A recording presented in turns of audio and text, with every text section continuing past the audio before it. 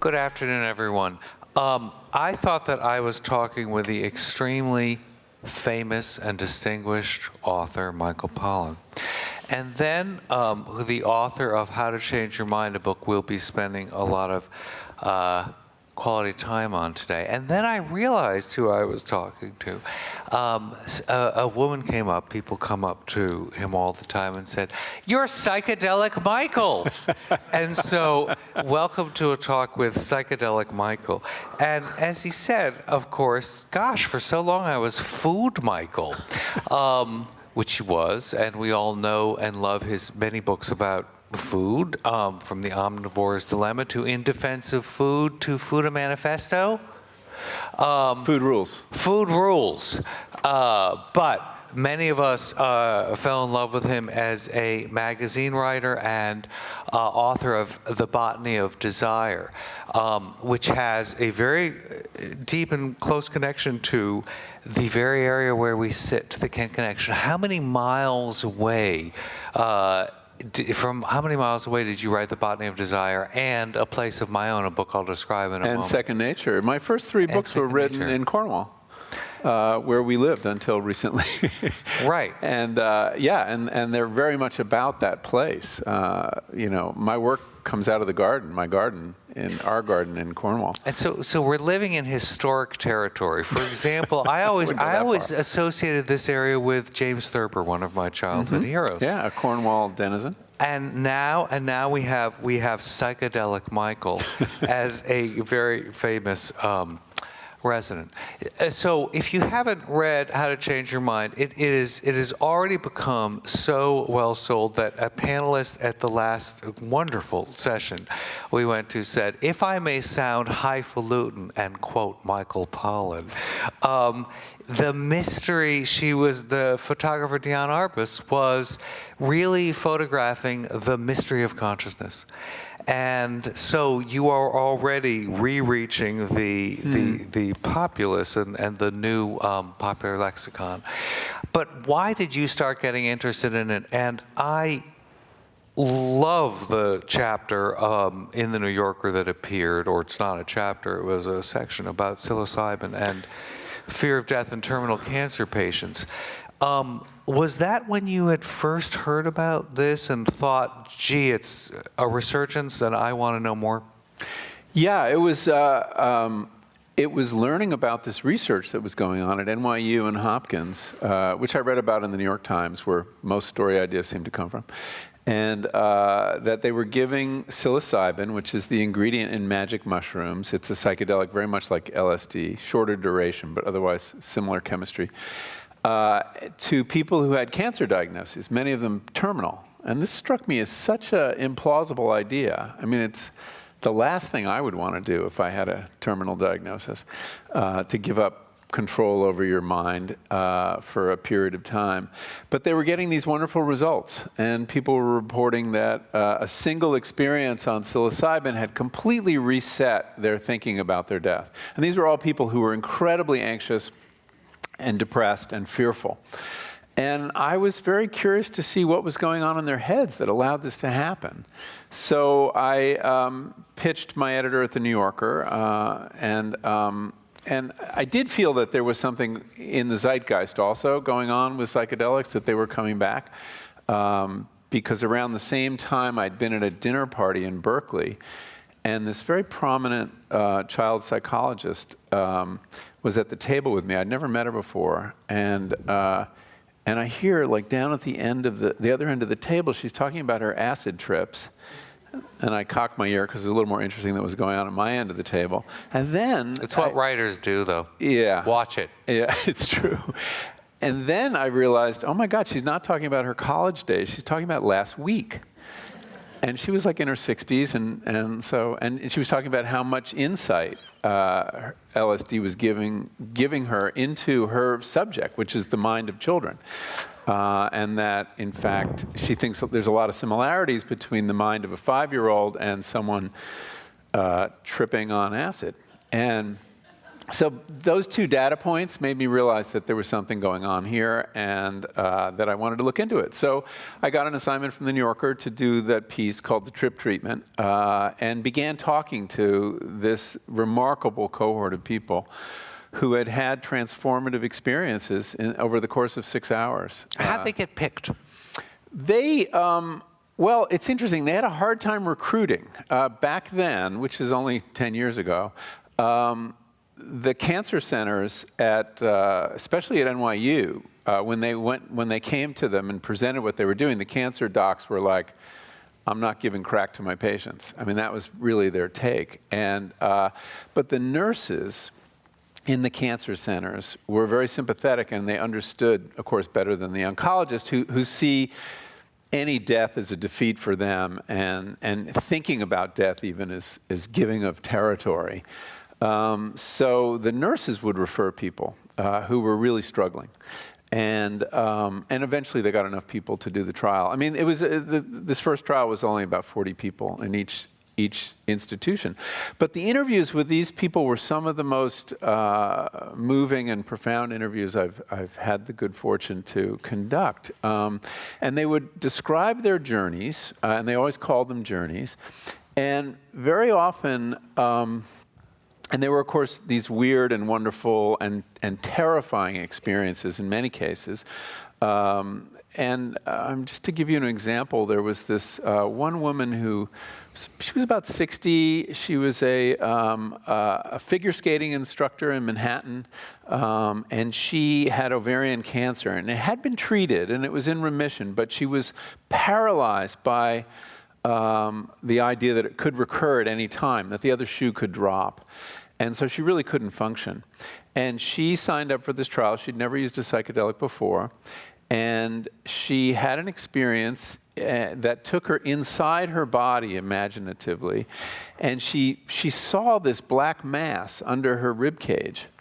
And she realized it wasn't her cancer because it was in the wrong place, but it was her fear. And she came face to face with her fear. And she's kind of a small, timid woman, and when she saw this, and imagine the two therapists who are guiding her right in the room, they don't know what's going on in her head, and suddenly she says, "Get the fuck out of my body!" And they're like, "Wonder what's going on there." And as soon as she said that, it just vanished. It just went up in a poof of smoke. That she saw? That she saw. Oh yeah, and it was just. And that's it. And then when she came to later, she said, "I realized something that I didn't know, which was that I can't control my cancer. It's either going to come back or not come back, but I can control my fear." And she was able to draw that distinction. And one of the really striking things about insights you have on psychedelics is that they have a kind of concreteness or sturdiness. They're like revealed truth. They're not just opinions. And this became an insight that reshaped her whole thinking about her cancer. She also said something really interesting to me that points to what William James called the paradoxicality of mystical experience. She was an atheist going in, and she told me she was an atheist coming out. But she felt during the experience, at the end of it, which was a very blissful period, that she'd been bathed in God's love. And I said, "Well, how do you square that with being an atheist?" And she said, "Well, we just don't have a word big enough for what I felt." It's very sweet. So many express these profound journeys, as they called them. Were any traumatized? And do you know of any who refused to speak with you because it wasn't such a good journey? Yeah, no, there were people who had sort of dud trips where not that much happened. And that happens sometimes if you're on an SSRI, an antidepressant, because it occupies the same receptor site. So now they either don't take you or taper you off an SSRI. People had some terrifying experiences. But all of them and I've read lots of the reports, everybody writes a trip report after about what happened, and they're amazing documents. But I don't know of someone who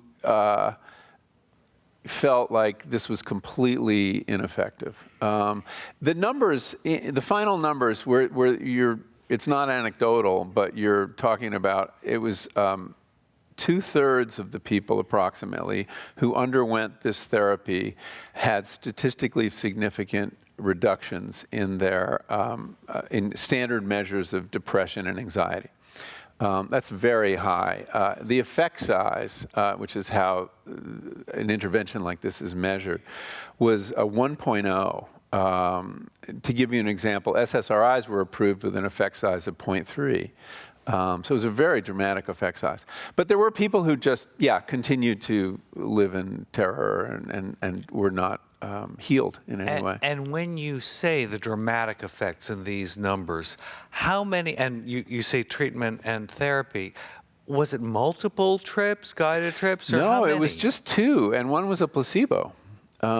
Which is very hard to do on psychedelics, so you can imagine. So but they must have been really tedious trip diaries. Some people had very nice experiences, very meditative. Usually the ones who had the placebo second, they knew it was going to be a placebo. Others How actually was it a were placebo? well. Because it was second. It was an active placebo. In other words, they used 2 different placebos, and NYU used a different one than Hopkins. But at NYU, they gave them methylphenidate, which is Ritalin. So they got some experience, and if you don't know your psychedelics, you wouldn't know that this isn't a psychedelic experience. So they actually fooled a certain number of people, and a certain number of the guides, the therapists, were fooled. At Hopkins, they used a tiny dose of psilocybin as the placebo. So it was really one experience. There are other indications, other problems being treated that have multiple experiences. Like addiction? Yeah, there's a smoking cessation study at Hopkins underway right now. They did a pilot study that was very successful, and now they're doing a larger one. And in that case, I think you get 2 or 3 experiences. When you later, since there's many other drugs, and we'll talk about several of the others, but when you talk about addiction trials and you write about them, and you also interview people, it's not as profound an experience, nor is what they No, it's say. banal in some ways, yeah. Yes, he says, oh God, there's such banal memories, and I'm so disappointed by that, because it's the same. I'm led, after hearing about such dramatic results from psilocybin, to think, tomorrow, let me get some and then try to remember it. There seems to be such a gentle come down and profound experience. To what do you attribute the idea that there were just duller memories? Well, I don't know that they're dull. I think the line between banality and profundity, one of the things you learn on a psychedelic, is very close. When you have a big insight, like love is the most important thing in the world, it sounds like a Hallmark card, but it's actually true. So what do we do with that? And so many people have those kind of insights, but they have an authority for them that they never had before. So the smokers, for example, many of them came to the earth-shattering conclusion that, killing yourself with cigarettes is really stupid. I'm sure they've had that thought before, and other people have told them that. This one woman I interviewed, she was an Irish book editor in her 60s who had been a lifelong smoker and wanted to stop.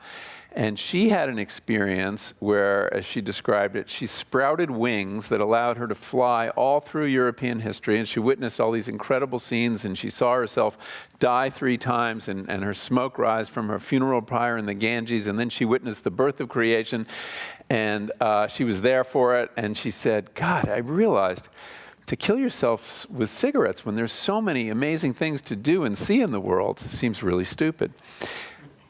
Yeah, but it goes back to what this idea, this noetic sense, that the experience it's like getting a tablet, from God, and it has that kind of objectivity, and that actually allows someone to change their behavior, and did in her case. And she, as far as I know, a year on, she hadn't had a cigarette. As you describe these, and there's so much of the book that you will really enjoy about the history of the research and how flourishing and robust it was in the 50s and 60s. Was it 200 trials were underway? There were 1,000 papers, 40,000 research subjects, so 1,000 experiments, yeah. going on that were all shut down because of worries about sedition and protest and not being able to keep control of youth who needed to be cannon fodder in Vietnam. That's a simplistic way of a good summary. saying why the research was shut down. But my dim recollection as you're describing these fantastical journeys that nonetheless, as in the case of with the Irish editor, she knew European history, so she could imagine herself in these scenes. Everything you've described so far would be elements of one's consciousness that you could easily say, oh, well, they know that already. In the early 60s, wasn't it also the idea of psychedelics was discovering former lives and things that you would otherwise have no knowledge of? Did that go out of fashion, or how did that happen after the? Well, it's not talked about as much. I mean, your point is important because I didn't understand. I thought psychedelics began in the 60s, right? That's when, and I thought the word psychedelic was a 60s word. In fact, it's a 50s word.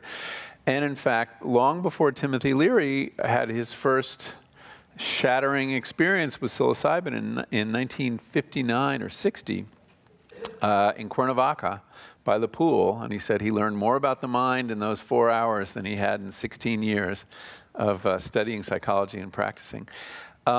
There had been this very lively period of research beginning around 1949 or 1950. And it was considered then, LSD specifically was considered a potential wonder drug. It was used to treat alcoholism, depression, schizophrenia, not with great success there. And there were 6 international conferences devoted to LSD before 1965. And then you have it blow up in the mid-60s. But the other point you're alluding to, that people do have experiences that can't be attributed to knowledge in their heads. At least people report it. People do encounter people who died. Many people have a birth experience, and sometimes traumatic. And some researchers have actually gone back, this hasn't happened recently, but in the 60s, went back and looked at the circumstances of that person's birth by interviewing parents and doctors. And their report of it was true, was accurate. Now, you could say the parents have been talking about it, I don't know. But there are many people who, on psychedelics, become convinced that consciousness doesn't emanate from brains, and that there is a field of consciousness that is universal. I was surprised to learn there's some serious scientists who hold this idea, or at least entertain this theory. I find it kind of implausible, but there are things that happen in the experience that make that seem persuasive. And I can understand that, in that you experience perspectives that don't feel quite like your own. I know this sounds really crazy now. Not yet. So anyway, it's a very common belief, and in fact, one of the lines of criticism among more experienced psychonauts than myself, and people who've really studied this for a long time, is I don't give enough credit to the idea that LSD or psilocybin or DMT puts you in touch with a dimension of reality that's real but not available to most of us most of the time. And I don't know what to do with that. And so much of the book is a wonderful primer in William James and ideas of consciousness and what noetics means. You'll pass that quiz with flying colors as soon as you read the book. Noetics will be part of your vocabulary.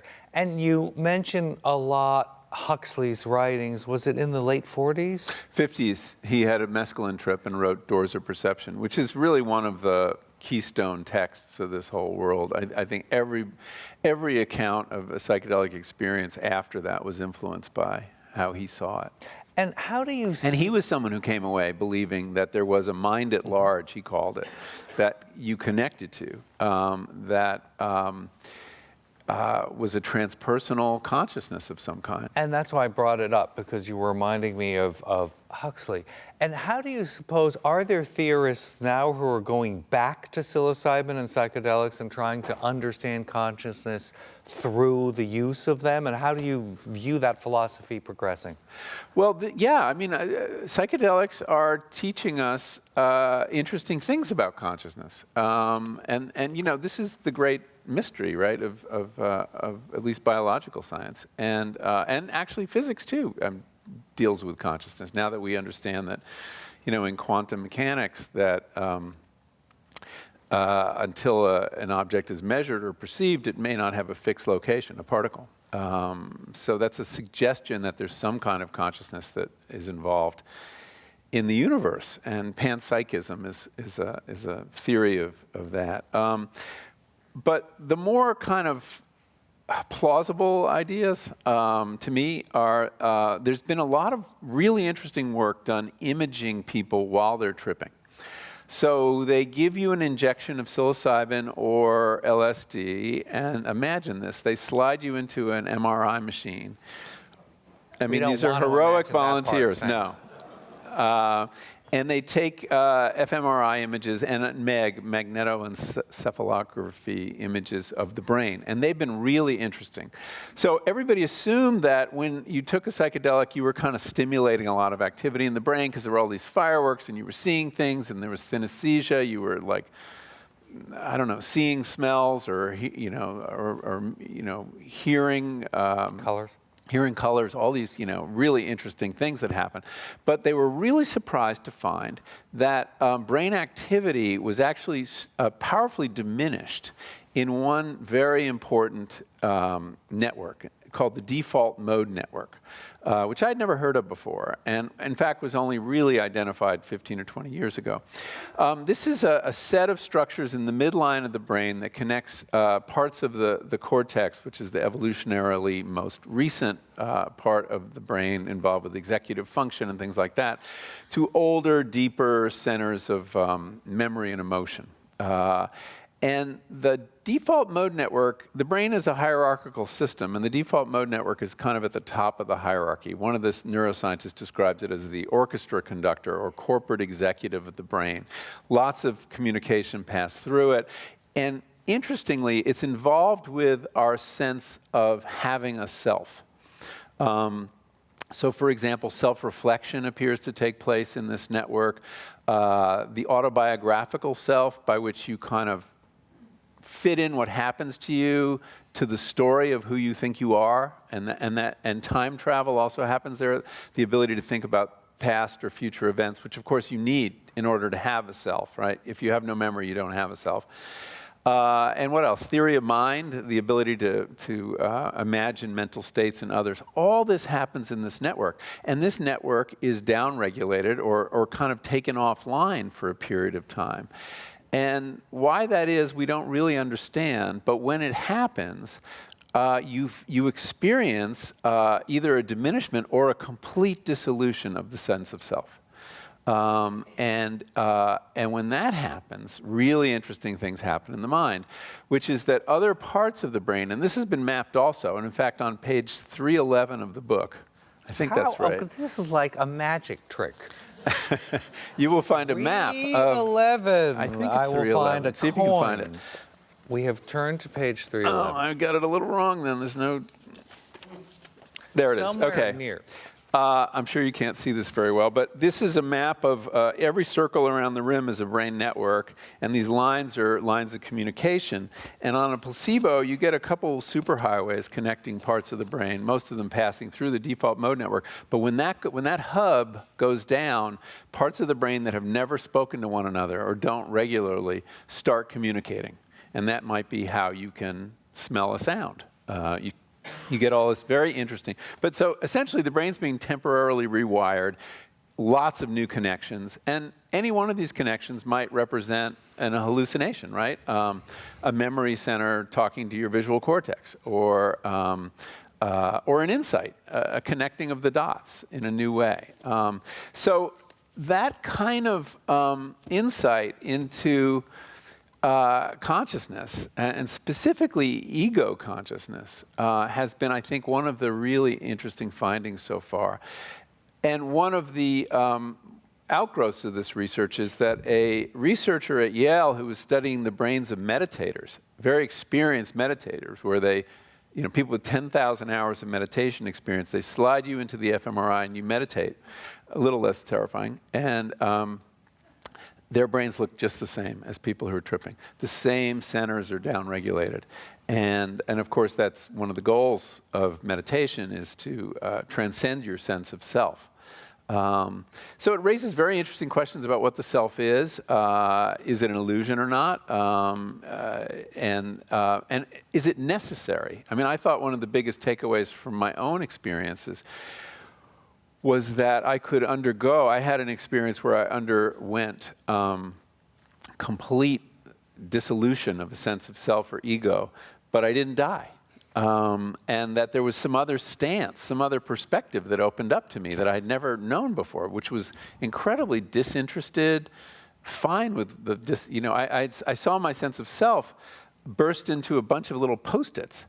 And I was like, it's myself, but I was fine with it. And there was, and then I looked out again, and I know the I, there are two personal pronouns here, because I was aware of this loss of self from this other stance. I saw myself spread out over the landscape like a very thin coat of paint. And again, it was great, it was fine. And it made me realize there's another ground on which to stand. You were covering a lot of territory. Yes, I was covering a lot of territory. Somebody said, though, and a reader, I thought this is kind of interesting, and saying, you're talking about ego dissolution, but you're covering the landscape in the paint of yourself? It's a little egotistical. But in another one, you see your ego as an erector set-like superstructure that floats off into the distance, right? And that's also something you don't mind. Yeah, it was a similar experience on another psychedelic, ayahuasca.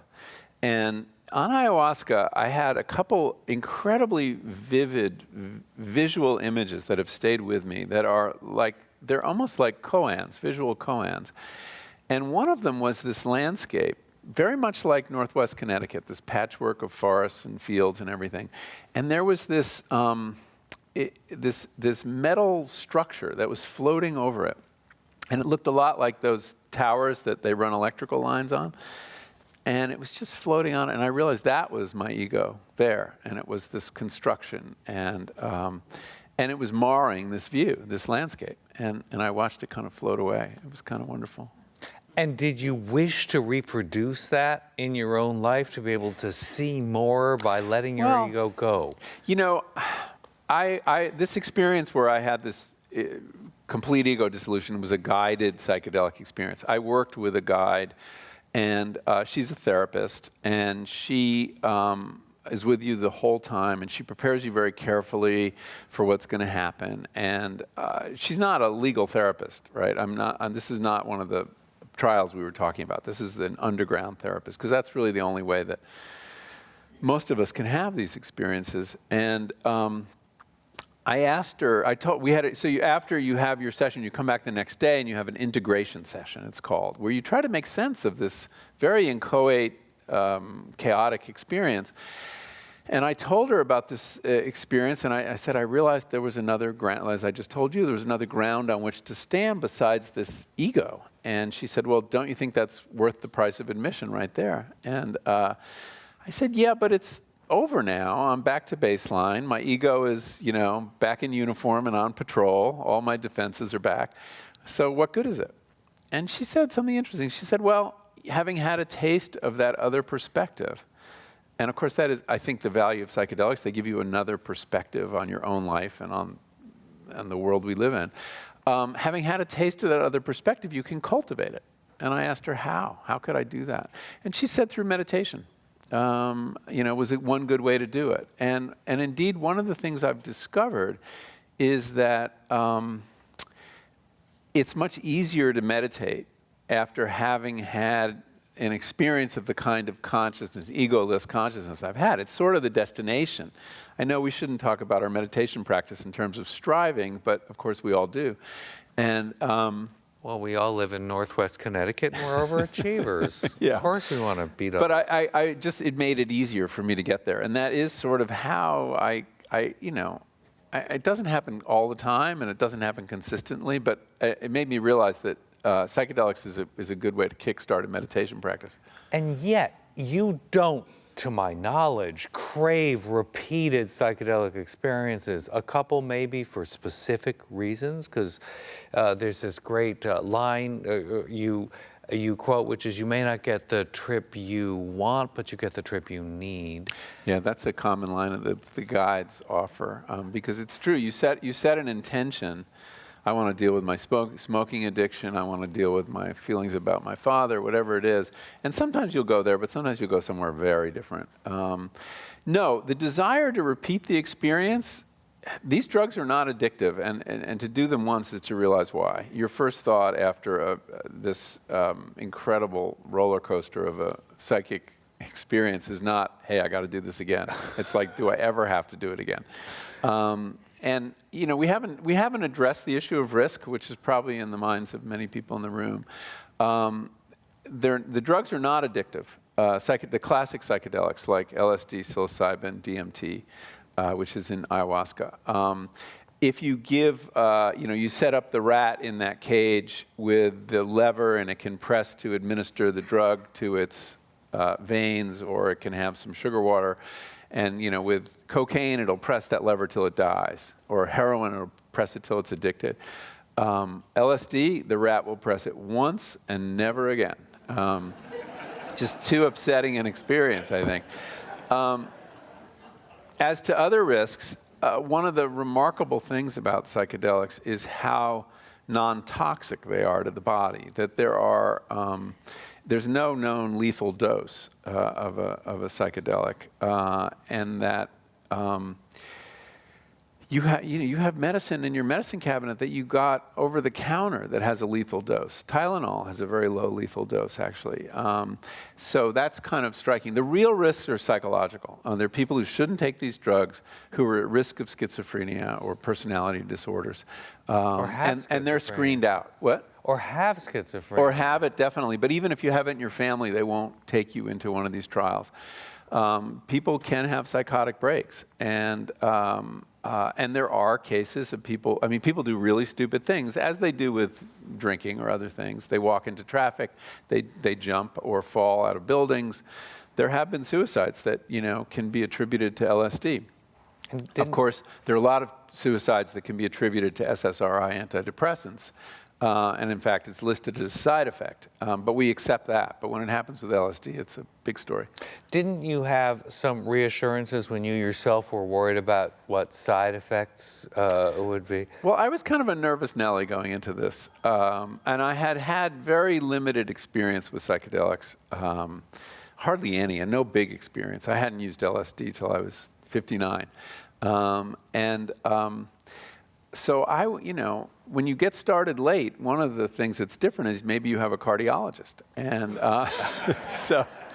so I called my cardiologist and said, look, I'm thinking of doing this, and what do you think? And I listed the different drugs, and he said, well, the one I would stay away from is MDMA, which is ecstasy, which is an amphetamine, and it can raise your heart rate and have some negative effects. So I left that out. But he gave me a green light on the others. And the reason was that they don't really affect the central nervous system that much. Now, if you have very dramatic experience, obviously your heart rate and blood pressure are going to go up, but no more than they would having that experience without a drug. There's still an enormous amount of trust that you yourself had to place in your guides that you were interviewing, because it was often literally going up to a mountaintop.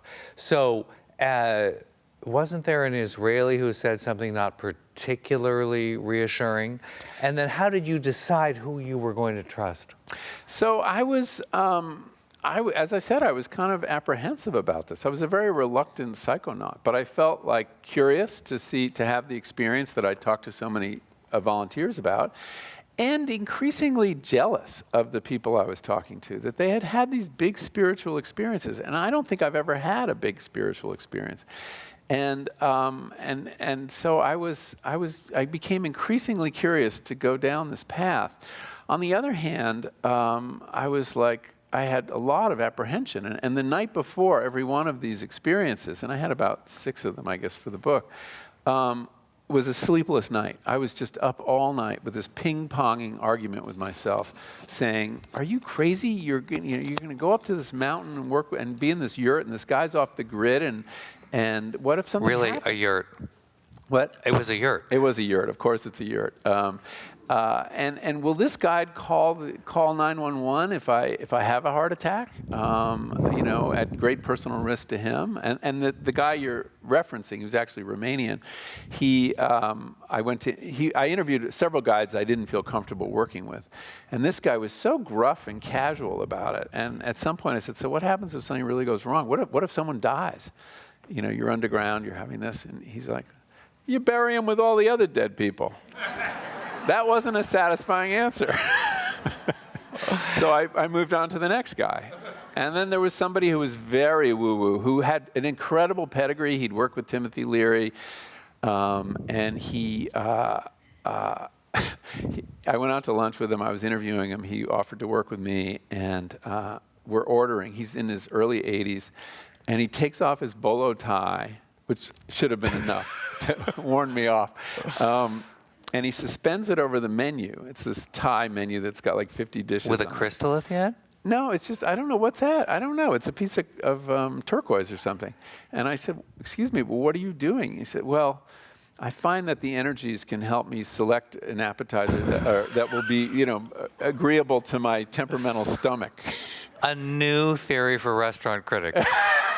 You should try this. If only I knew. So, speaking of satisfying answers, questions in the audience. Could you wait for the mic? Could we have very alert, fleet-footed mic runners? Could you quickly say your name and try to avoid testimonials and confessionals and ask a question? Questiony questions. Howard Morgan. Back in the 60s and 70s, we read Carlos Castaneda and about the mushroom trips. Did that come up in your research and you're looking back? Because that was a whole line of finding you. So, Carlos Castaneda, a lot of doubt has been cast over his veracity and whether things that he described happened and whether characters he dwelled on actually existed. So I felt like it was kind of contaminated material. And although I did read it back in high school or college, I just decided to leave it out because I didn't know what its status was as a text. And in the book, I try to hew pretty closely to the science. For example, I don't talk much about microdosing, which is a very hot thing right now. People using small doses of LSD, subperceptual doses to deal with depression or enhance creativity, but there's no studies. There's no controlled studies. So I tend to, there's so much mythology that I just had left certain things aside. Yeah, I was curious. You talked about having gone through this, and the next day you're sort of back to being yourself. But I have talked to at least one person who found that this was sort of a life-altering experience. And if you say this isn't something you really want to do again, and I heard you say you can meditate, that helps to sort of perpetuate it. But is it really, is there something about it that has a permanence in and of itself? For some people. Now remember, I wasn't trying to deal with a form of mental illness or an addiction or some of the, so I think if someone's trying to solve a very specific problem, you have a pretty good metric on did it have an enduring effect or not.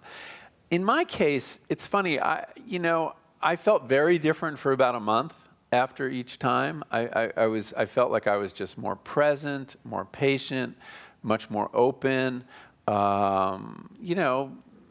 Everything had a little sparkle to it for a while. It was wonderful, but it gradually faded. But so many journalists asked me, had I changed as a result, and I wasn't sure. And so I do what you do in such a situation, which is ask my wife, do you think I've changed in any way? And I was surprised to hear her say that she thought I had. Judith was, had a lot of trepidations about me doing this. We'd been together for a very long time, and here I was going to have a very big experience that she wasn't going to take part in, and that I might change in some ways. But she was also very supportive because she thought as a writer, like she was so sick of hearing about food, you know? And the fact that I was willing to go somewhere else was exciting. But what she didn't think of that I might change, but change for the better. And she actually concluded that I had. And the example she used is a background to this whole book, which I didn't realize till after I'd finished it, as is often the case, was that my dad had been sick for the last few years and with cancer, and died in January. And she felt, and that was one of the reasons I wanted to have these conversations with these people who were dying, because after their trips, they could talk about it with incredible openness and clarity. It was a wonderful thing to behold, whereas my dad was not willing to process it publicly with anybody. It was a very internal process. I don't even know what the process was. But Judith felt that in his last days that I dealt with him differently than I might have at another time, and that I was able to be very present, very open, say what needed to be said, and much less defensive. You know, one of the things our ego does is defend us against death, right? Thinking about it, looking at it, and I didn't feel defended against what was happening. I didn't feel I needed to be defended against what's happening. So in that sense, that may be a little more intimate than you expected, but in that sense, it did change me in a way that I think is positive. But if I may, thank you very much. And for another question, please get up. Could I ask another one? As long as you're the only person online, probably. I have a follow-on question. It's very striking how few people you interview whose lives were changed by trips in their youth. So many scientists or so many academics, just people that you encounter, were not eager to do it again, even if it was 40 years before. So if you became ill, God forbid, or if there was some reason to try to get in touch with a process of thought that was revealed to you and made more accessible to you, would you seek another psychedelic experience? Oh, sure. If they were legal, I mean, there are legal considerations now. I've been very public about my use, and I have sources to protect and myself to protect. If they were legal, I think I would do a psychedelic journey on my birthday every year. I think it'd be a really good way to kind of take stock and explore whatever issues are coming up. How would your wife, Judith Belcher, a very distinguished and imaginative artist in her complete own right here, feel about that as your birthday gift? Yeah, that's right. Oh, maybe she'll pay for it. You're thinking ahead. That was your other question? Sorry, yeah, one other question, not related, but from what I've read, and I've read a few things, this notion of the loss of ego consciousness, I can't understand what that means. Yeah. Is there a way to be any more tangible?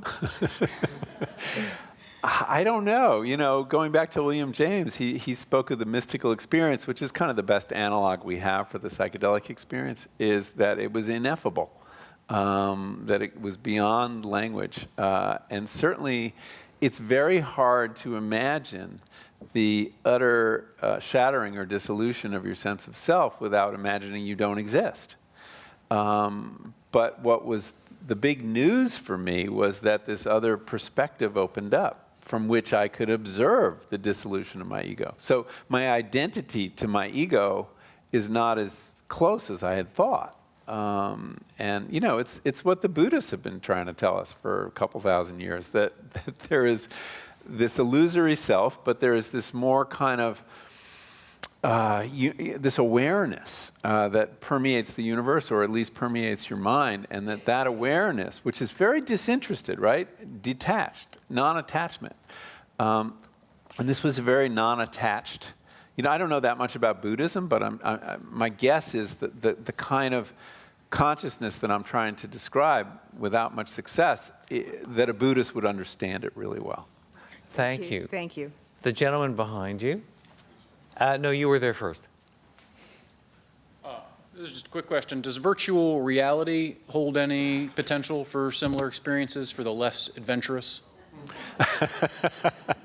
Yeah, there are people, working on that. And then there may be things that exist, but you could imagine doing that. Look, there's several ways to achieve a psychedelic state of consciousness. It's worth pointing out. I mean, mystics, have done this for thousands of years. One of the things that happens after you've had a big experience is that lines of literature you've read before and that they were always kind of dead to you because they were so weird and visionary. Lines in Blake or Emerson where their self dissolves and they're part and parcel of nature or the universe, suddenly makes perfect sense, and they come to life, and that's one of the gifts. So, but anyway, you can achieve a psychedelic state of consciousness through breathing exercises. I mean, I experimented with that too. Hyperventilation. Starvation, I did not experiment with that. Vision quests, sensory deprivation. People go in these tanks and float around, and there's absolutely no sensory information. And it's amazing what your mind will do. It will create realities. Your mind needs models. Your mind needs to predict things that are, make sense to it. And so, given a blank enough slate and with no sensory information coming in, it will tell a story to you, to your mind. Remarkable thing. So I don't doubt that with virtual reality at some point, I mean, I've never seen any really impressive virtual reality yet. But that, yeah, I think we could synthesize this. Thank you. I was interested in your dealing with death and coping with death, and I assume that increasingly, as this becomes more prevalent, that it's going to be the overriding desire, the overall acceptance of psilocybin and all these other drugs, that it's going to be adopted by many people who still retain a fear of death. When you describe people who were using it for that purposes and they were better, for inverted commas, after that trip, is it because the dissolution of the ego, and therefore I don't actually matter, therefore I'm not scared of death? Was it more that actually they were feeling there was something else out there and they were discovering out? It was a range of things. It's a little hard to generalize, but those are the two big alternatives. Some people did have a very clear vision that something survived them. Sometimes it would be, though, it wasn't necessarily heaven or an afterlife. Sometimes it was naturalistic. Like this one woman described finding herself,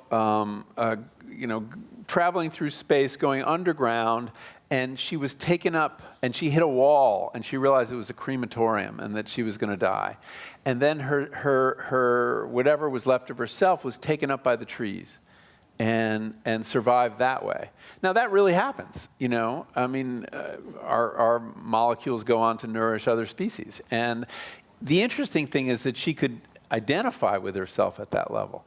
And one of the things that seems to happen to people is that their sense of self expands to embrace something much larger, whether it's nature, their offspring, their community.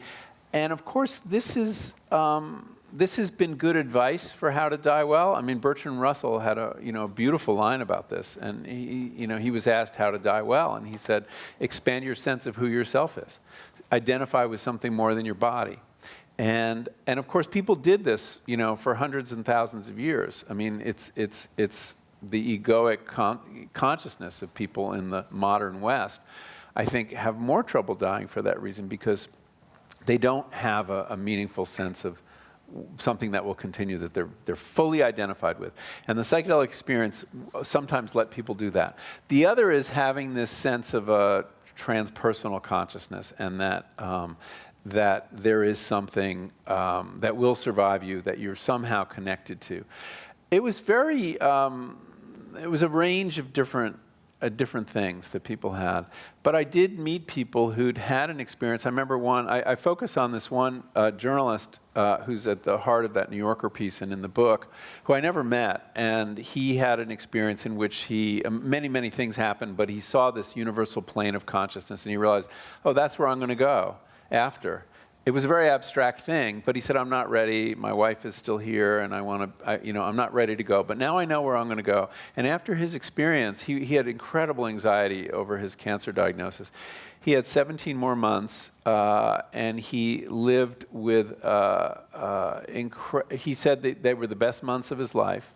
He said he was the luckiest man alive. He knew how to use his time. And his wife was very moving in her Oh, she's discussions with great, you. Lisa, yeah. And he died with a kind of equanimity that anyone would envy. And he was at a palliative care unit at Mount Sinai, and everyone in the hospital was like drawn to his room. He had this energy like a yogi.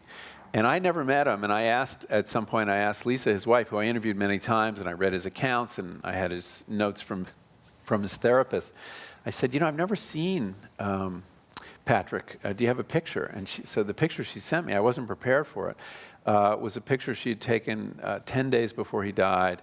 And I click it open on my computer, and it just took my breath away. I mean, here was this emaciated man in a blue hospital gown with an oxygen clip, searing blue eyes, and just beaming.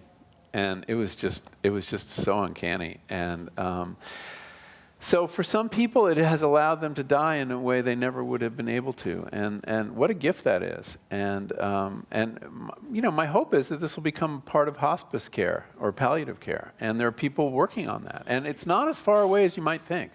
It could, in the next 5 years, the idea of a psychedelic hospice or a hospice that I met with 2 oncologists who are going to start offering psychedelic therapy in their practice. And they're outfitting a room right now. So it may not be as far away as I thought or we think. And what a gift this book is. It's a gift to yourself and a gift to give others. Christmas isn't that far away. But also the gift to open our minds to the profound. Thank you, Corby. Michael. Thank you very much.